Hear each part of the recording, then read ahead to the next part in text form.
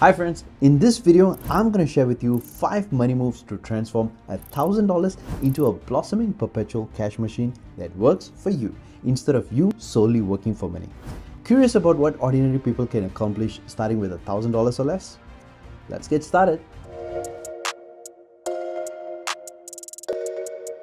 Alright, first up, passive income. Let's try and understand what this is.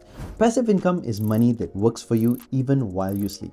It's like having a tireless assistant bringing you cash around the clock. The wealthy build these income streams so paychecks keep flowing in on autopilot. Now, with just $1,000, here are some fun options to get started. First, dividend stocks. When you own shares in rockstar companies, they'll send you fat royalty checks just for being an investor. Now, just picture this, alright? You are getting paid as the landlord of global success stories. Now, $1,000 spread across various stocks will only produce about $70 per year, barely enough for even just a nice dinner out. But it plants the seeds for an ever-growing money tree as you keep reinvesting those dividends. Blue chip brands like McDonald's, IBM, and AT&T have paid shareholders faithfully for decades. Rather than pick individual stocks, you can also buy index funds like VOO and SPY to catch many big dividend players in one whole swoop. It's like the greatest hits album. These funds let you benefit from an all-star cast of companies in a diversified package. The key is choosing industry leaders well positioned for the future, not flailing one-hit wonders. As these titans sell more burgers, softwares, phones, and whatever products every year, their rising profits could boost your dividend checks too. Up next are real estate investment trusts, also known as REITs, landlords that you can invest in without the repairs and tenants calling you. By law, these companies funnel 90% of their earnings right into our pockets as dividends. Putting $1,000 into a REIT like NLY or SPG could score you $115 to $65 yearly. Easy as collecting rent without being a landlord, and of course, payouts vary year to year based on profits. Speaking of real estate, you can also crowdfund it. Platforms let you buy micro slices of huge property portfolios across the US. Kick back as the rental income rolls in from hundreds of tenants without you lifting a finger. Historical returns average from 8 to 12% per year, enough to stay ahead of inflation and then some. Not too shabby, I would say. A fourth way is peer-to-peer lending through sites like Lending Club and Prosper. You become the bank making loans instead of begging for one. Now, you provide funding for credit card, refinancing, small businesses, and many more. Borrowers do expect to pay higher interest than traditional banks because they don't qualify for regular loans. You can earn up to 5 to 7% yearly after defaults and fees. Yet another flavor of hands-free cash flow. If you have an extra space, renting it on Airbnb or even long-term puts occupancy money in your pocket too. Depending on market rates and volume, expect to clear a few $100s to even $1,000+ per month. Takes some sweat equity at first, but earns an income 24/7, 365 afterwards. The bottom line, various assets lets your money work itself ragged while you relax. Each option starts small but accumulates over decades, snowballing returns to drive that passive dough higher and higher. Plant your seeds in enough places and you'll grow your money on autopilot. Let's talk about saving that $1,000. Now, if you are starting from $0 savings like 60% of Americans, first build up the cash reserve. Begin by tracking all spending no matter how small they are. Lots of mysterious fees and unused subscriptions nibble away your cash monthly. Analyze spending habits and trim that budget fat ruthlessly. When considering purchase, include the true cost of your time. Now, just imagine if you're earning $3,200. All you gotta do is to divide that over 20 days, divide that over 8 hours, you'll figure out you're earning about $20 an hour. Now, if you are planning to buy a designer jacket worth $150, that's 9.5 hours of pre-tax work. So in a decade invested instead, it could compound into $300. So think through these trade-offs and don't just mindlessly swipe that credit card. Prep cheaper homemade snacks and meals to resist pricey takeouts.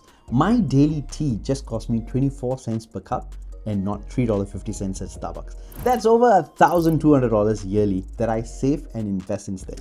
Cook at home and use simple recipes. Restaurants and convenience food seems cheap but can add up quickly. An avocado makes 4 servings of great guacamole for 88 cents versus $12 ordering guac at a cafe 4 days a week. Small daily savings do compound substantially over years. Next, call every service provider once a year at least and negotiate rates by mentioning your competitors' offers. Most companies gradually raise their rates over time, assuming you won't take the effort to fight back. Push past the frontline staff to speak to a supervisor if needed till you get your discounts. Big fixed costs like cable, internet, phone plans, and rent are very negotiable, instantly saving you hundreds per year. Automate bank transfers too. When paychecks hit, immediately sweep a fixed percentage into a separate high-yield savings account getting over 2% interest yearly. Out of sight, out of mind, watch it grow faster over time. Whoa. That was good. And tap into the sharing economy to profit from unused assets just gathering dust otherwise. Renting spare rooms on Airbnb during your vacations brings in a nice side income. Or get the market rate for basement units or back houses rather than just hoarding space. Save money and earn money simultaneously. Alright, now that you've figured out how to make the $1,000, now let's put that cash to work harder than a workhorse on double espresso. First up, check yourself before you wreck yourself. Know your timeline and risk appetite. If you need this money soon or have a shaky income, focus on boosting your skills and paycheck instead. No shame in that game. Invest time to eventually command fatter salaries. But if you already have a steady cash flow, here are two dynamite options to put your $1,000 in place according to your game plan. So the first plan would be index funds. Index funds instantly diversify your money like a gossip at a hair salon. They spill tea on hundreds of stocks. Rather than you pick the winners yourself, these single funds provide one-stop shops into top players across sectors and geographies. S&P 500 funds like VOO or VTI give you exposure to the biggest American stocks as the overall US economy flexes gains over decades. Feeling spicy? You could consider VGT and QQQ to dominate the tech world. Or if you want some income, you could consider VYM, which targets the dividend heroes to keep the checks coming quarterly. This hands-off plan lets your money ride the shotgun as the market rolls long-term. The second plan is real estate investment trusts, REITs. Are landlords you can buy into without the late-night fix-it calls. REITs own massive property empires, and by law, they pay us investors 90% of profits as dividends just for owning shares. Talk about easy money. There we go. Index funds like VNQ or QSRT provide one-click access to this real estate cash flow, way better ROI than in-law suite rental. So the moral of the story, start small and stay consistent, like an athlete training for a Hall of Fame. Keep learning and let compound gains work their magic over years and decades. Earn 8 to 10% yearly and your money doubles every 7 to 9 years thanks to the rule of 72. A note to self, patience and discipline pays off way better than speculation and gambling. Now, conventional wisdom says workers should always live frugally, pinch pennies and save everything for retirement. But this misses the nuance around smart money management. The banking industry loves it when average people stockpile cash in basic savings account. Why? Then banks takes those pool deposits and lend them out to people at a much higher interest rate, pocketing the profit spread. So when your money just sits in low interest savings, the banks get rich loaning it out, not you. I'm not suggesting that you go blow every dollar on impulse purchase, but keeping large sums making 0.5% yearly helps the banks far more than yourself. So how can you break out of this trap? First, limit savings to only short-term money, like emergency funds and upcoming expenses in the next couple of years. Automatically sweep excess money monthly into asset-generating far higher returns or long-run things like we've just discussed, like index funds, real estate, crowdfunding, dividend stocks, and all of those good stuff. Next, you avoid financing large purchases that don't make you money. Taking on debt to impress people with cars, clothes, and trips only serves the bank interest and not yours. These tend to be liabilities losing value over time, not assets creating value. With that said, some debt at low interest rate can be strategically accelerating your growth if money is directed into appreciating assets like a business, a real estate, or your own education. There's good debt and bad debt. Now the question is, will the debt put money in your pockets long term or only act as an expensive drain over time? Analyze carefully. Rather than bankers, consult true financial advisors, prioritizing clients' wealth building for advice here. Remember, the system desires debt-ridden spenders on hamster wheels, so break free. Alright, the last wealth hack. Embrace the immense power of compound growth to double and triple your money over decades.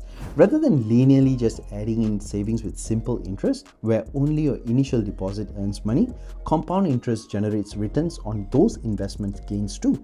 Now, your money makes money, and then that money makes even more money.